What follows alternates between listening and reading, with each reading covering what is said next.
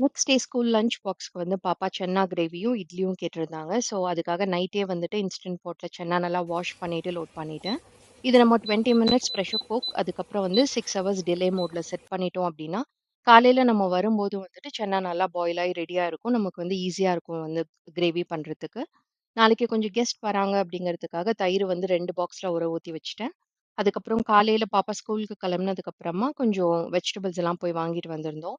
எனக்கு வந்து இந்த குச்சி கிழங்கு வந்து ரொம்ப பிடிக்கும். அது உங்க ஊர்ல என்ன சொல்லுவாங்க அப்படின்னு சொல்லிட்டு கமெண்ட் பாக்ஸ்ல சொல்லுங்க. மட்டனும் வந்து கொஞ்சம் எடுத்துட்டு வந்திருந்தேன். மத்தியானம் கெஸ்ட் வராங்கன்னு சொல்லியிருந்தேன்ல, அதனால மட்டன் குழம்பு. இது வந்து கொஞ்சம் டிஃப்ரெண்ட்டா இருக்கும். முருங்கக்காய் கூட போட்டு செய்வோம். இந்த குழம்பு வந்து ரைஸ் கூட மட்டும் இல்ல. இட்லி, தோசை, சப்பாத்தி, ஆப்பம் இது எல்லாத்து கூடயும் ரொம்ப டேஸ்டியா இருக்கும். இதுக்கு சைட் டிஷ் இன்னைக்கு நான் என்ன பண்ணியிருந்தேன்னா, மட்டன் செமி கிரேவி மாதிரி பெப்பர்லாம் கொஞ்சம் நெறையா போட்டு பண்ணியிருந்தேன். 2ஓட காம்பினேஷனும் சூப்பரா இருந்தது. நான் இதோட ரெசிபீஸ் எல்லாம் வந்து அப்கமிங் வ்ளாக்ஸ்ல அப்லோட் பண்றேன்.